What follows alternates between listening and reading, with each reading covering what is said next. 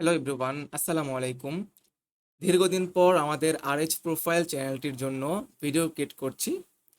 আর প্রথমেই একটি সুসংবাদ জানিয়ে রাখি, আমাদের আরএইচ প্রোফাইল চ্যানেলটিতে ইতিমধ্যে 2000 সাবস্ক্রাইবারের একটি মাইলফলক অতিক্রম করেছে। তাই আমার সকল সাবস্ক্রাইবার এবং সাপোর্টার সকলকে অনেক অনেক বেশি ধন্যবাদ এবং সবার প্রতি কৃতজ্ঞতা জ্ঞাপন করছি। তো চলে যাই আমাদের ভিডিওর মূল টপিকে। আমাদের এই ভিডিওর মূল টপিক হচ্ছে আজকে আমরা দেখব যে আমাদের কম্পিউটারের জন্য বেস্ট মাল্টিমিডিয়া প্লেয়ার কোনটি। গুগলে সার্চ করার পর দেখতে পাচ্ছেন এখানে অনেকগুলো মিডিয়া প্লেয়ার সামনে আসছে, অনেক আর্টিকেল চলে আসছে। তো সবার কাছে কিন্তু সবগুলো বেস্ট না, এক একজন এক একটা মিডিয়া প্লেয়ার ব্যবহার করতে ভালোবাসে। তো এখানে আমি যেগুলো মিডিয়া প্লেয়ার দেখতে পাচ্ছেন মোটামুটি সবগুলোই আমি এক্সপিরিয়েন্স করেছি।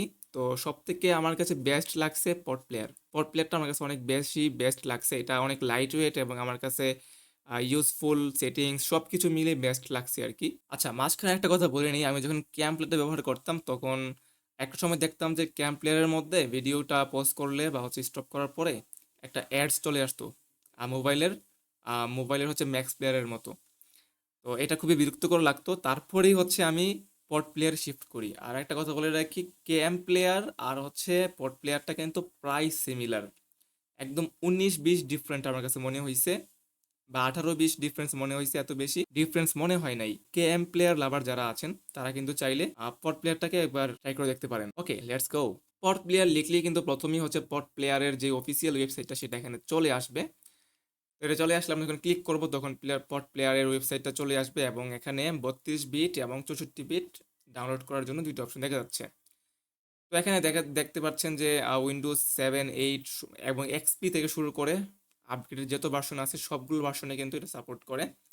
তো আমরা বেসিক্যালি যারা উইন্ডোজ 10 আপডেট ভার্সন বা হচ্ছে উইন্ডোজ 11 ব্যবহার করি সবারগুলো হচ্ছে 64 বিট হয়ে থাকে। তো আপনার পিসির অনুযায়ী আপনারা ডাউনলোড করে নেবেন। আমি 64 বিট ডাউনলোড বাটনে ক্লিক করলাম। তো এখানে ডাউনলোড শুরু হয়ে গেছে। এই যে দেখতে পাচ্ছেন আমাদের সফটওয়্যারটা এখানে ডাউনলোড হয়ে গেছে। আমরা জাস্ট অন্যান্য সফটওয়্যারের মতো সিম্পলি এটাকে ডবল ক্লিক করে ইনস্টল করে ফেলবো। আচ্ছা, এখানে আমরা চাইলে হচ্ছে আমাদের যে এই দুইটা অপশন আমরা এনাবেল করে দিতে পারি, টিক মার্ক করে দিয়ে আমরা হচ্ছে ক্লোজ বাটনে প্রেস করতে পারি। ওকে, এটা ইনস্টল ডান। এখন যদি আমি একটি ভিডিও প্লে করে দেখি যে আমাদের প্লেয়ারটি কাজ করতেছে কিনা, তো প্রথম অবস্থায় হচ্ছে এটা কাজ নাও, মানে কাজ করবে না স্বাভাবিক। এটা যদি আমি প্লে করি তো উইন্ডোজের ডিফল্ট কোনো একটা প্লেয়ার দিয়ে কিন্তু এটা ওপেন হবে। তো এইভাবে ওপেন হলে তো হবে না, আমাদের পড প্লেয়ারে ওপেন করাইতে হবে। এজন্য হচ্ছে যে কোনো একটি ভিডিওতে আমরা রাইট ক্লিক করব এবং হচ্ছে আমাদের ওপেন উইথ থেকে চোজ অ্যানাদার অ্যাপস এটাতে ক্লিক করব। ক্লিক করার পর এখানে অলওয়েজ এটাতে চেক মার্ক করব এবং পড প্লেয়ারটাকে সিলেক্ট করে দিয়ে আমরা ওকে বাটনটাকে প্রেস করব। তাহলে এখন থেকে যতগুলো ভিডিও প্লে হবে সবগুলো আমাদের এখন থেকে যতগুলো ভিডিও প্লে হবে সবগুলো হচ্ছে ক্যাম প্লেয়ার দিয়ে প্লে হবে। তো দেখেন এখানে ক্যাম প্লেয়ারে যখন আমি এটাকে ওপেন করছি, ওপেন করার পরে এদিকে একটা বার চলে আসছে যেটা বিরক্তিকর লাগতে পারে। আমরা জাস্ট এখানে যদি একটা প্রেস করি তাহলে এটা চলে যাবে, মানে কলাপস হয়ে যাবে, আবার ক্লিক করলে চলে আসবে আর কি। তো এটাতে আমরা এভাবে রাখতে পারি। রাখার পরে এখানে আমাদের বেশ কিছু প্রবলেম ক্রিয়েট হয় পড প্লেয়ারে। প্রবলেমটা কি, আমরা যদি একটা ভিডিও এখানে প্লে করছি, এটা মানে এটা হচ্ছে চলতেছে, আমি ভলিউমটাকে কমাই দিলাম। এখন যদি আমি আরেকটা ভিডিও প্লে করি তাহলে নতুন আরো একটি উইন্ডো নিয়ে আমাদের পড প্লেয়ারটা ওপেন হবে। এই যে দেখছেন, أعوذ এটাও প্লে بالله আবার এটাও من প্লে, দুই দুই একসাথে প্লে হয়ে الشيطان যাচ্ছে। তো এটা কিন্তু আসলে আমাদের খুবই বিরক্তিকর লাগে। তো এই সেটিংসগুলো আমাদেরকে করতে হবে কিভাবে আমাদের এটা করা যায়। তারপরে দেখেন এখানে আমি যদি এখানে যদি ছোট করে দেই, ছোট করে দিয়ে এখন যদি প্লে করি প্লে হবে। বাট আমি যদি এটাকে ক্লোজ করে দিই, নতুন আরো একটি ভিডিও প্লে করি তাহলে এটা বিশাল একটি পজিশন নিয়ে প্লে হবে। এই যে দেখেন অনেক বড় হয়ে প্লে হয়ে গেছে। তো স্ক্রিন ছোট হইলে কিন্তু এই বিষয়টা খুবই বিরক্তিকর লাগে। তো কি আর করার, এখন আমাদেরকে একটু সেটিংস করে নিতে হবে। আমরা রাইট ক্লিক করব, রাইট ক্লিক করার পর আমরা যদি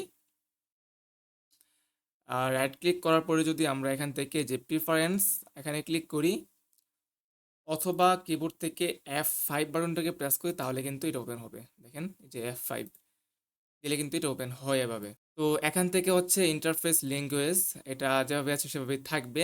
স্টে অন টপ, এটা হচ্ছে আমরা এখান থেকে অলওয়েজ করে দিব, কেন আমাদের ভিডিওটা বা আমাদের প্লেয়ারটা যে কোনো যত ডকুমেন্ট ওপেন থাকুক না কেন আমাদের প্লেয়ারটা সবার উপরে থাকে। তারপরে হচ্ছে আমাদের হোয়েন ফাইলস ওপেনড, এখানে আমরা এখান থেকে হচ্ছে এডেড অল ফাইলস এটা করে দিব। এখানে আছে অটো চেক ফর আপডেটস, আমরা আমাদের অনুমতি ছাড়া যেন আপডেট না হয় এজন্য হচ্ছে আমরা নেভার করে দিব এবং হচ্ছে এই চেকমার্কটাকে তুলে দিব। এখানে যে মাল্টিপল অপশনটা আছে এখান থেকে হচ্ছে আমরা এটা এনাবেল আছে, আমরা এখান থেকে এটাকে ডিসেবল করে দিব। এখন আমরা হচ্ছে প্লেব্যাক নিয়ে কাজ করব। আমরা জেনারেলটা থেকে প্লেব্যাকে চলে আসি। প্লেব্যাকে আসার পরে এখানে ডিফল্ট উইন্ডো সাইজ যেটা আছে সেটাকে এখান থেকে হচ্ছে আমরা ডু নট ইউজ করে দিব। তাছাড়া এখানে আর কিছুই করতে হবে না, এগুলো সেমভাবেই থাকবে। এখন আমরা চলে যাব টাইম জাম্পে। এখান থেকে হচ্ছে আমাদের কিবোর্ডের যেই এরো বাটনগুলো আছে রাইট এবং লেফট এরো বাটন দিয়ে হচ্ছে আমাদের মানে ভিডিওটাকে আমরা জাম্প করতে পারি বা আমরা হচ্ছে মানে ফাস্ট ফরওয়ার্ড করতে পারি আর কি। 5 সেকেন্ড করে হচ্ছে এটা চেঞ্জ হবে, আমরা চাইলে এখান থেকে 10 সেকেন্ড করে দিতে পারি। এবং হচ্ছে কন্ট্রোল ধরে যদি আমরা এর বাটনগুলোতে প্রেস করি তাহলে হচ্ছে 30 সেকেন্ড করে যাবে, এটা এভাবে করা যেতে পারে। আর এখানে হচ্ছে জাম্প টু কি ফ্রেম, এটাকে আমরা আনচেক করে দিতে পারি। তারপর আসেন অডিওতে আসার পরে এখানে আমরা চলে যাব হচ্ছে সরাসরি ভলিউম কন্ট্রোল। এখান থেকে হচ্ছে ভলিউম স্টেপটা 5 করা আছে, আমরা যদি এখানে যদি একটু দেখার চেষ্টা করি, দেখেন আমি যখন আমি মাউসের হুইলটাকে ঘুরাচ্ছি এটা কিন্তু 5 করে বাড়তেছে, যে 20-এর পরে 25 বেড়ে যাচ্ছে। আমরা চাই এটাকে কমাই দিতে পারি, এখান থেকে ভলিউম স্টেপটা আমি পার্সোনালি 2 করে রাখি, তাহলে হচ্ছে খুব সুন্দরভাবে স্মুথলি এটা ভলিউমটা কম বেশি হয় আর কি। তো এই তো এতটুকু করে যদি আমরা অ্যাপ্লাই করি এবং ওকে করি তাহলে এটা ওকে হয়ে যাবে। তো সবসময় এই জিনিসগুলো মনে না থাকতে পারে বা হচ্ছে আপনার এটা বিরক্ত লাগতে পারে, এজন্য হচ্ছে আমরা আরেকটা কাজ করতে পারি, সেটা হচ্ছে এই যে সেটিংসটা করলাম সেটা হচ্ছে এখান থেকে যদি আমরা এক্সপোর্ট সেটিংস করি তাহলে এই সেটিংসটা আমাদের এক্সপোর্ট হয়ে যাবে। এটা আমরা ডাউনলোড বা হচ্ছে যে কোনো একটি ইয়াতে ফোল্ডার দেখিয়ে দিয়ে লোকেশন দেখিয়ে দিয়ে যদি আমরা সেভ করে দিই তাহলে হচ্ছে এটা এক্সপোর্ট হয়ে গেল।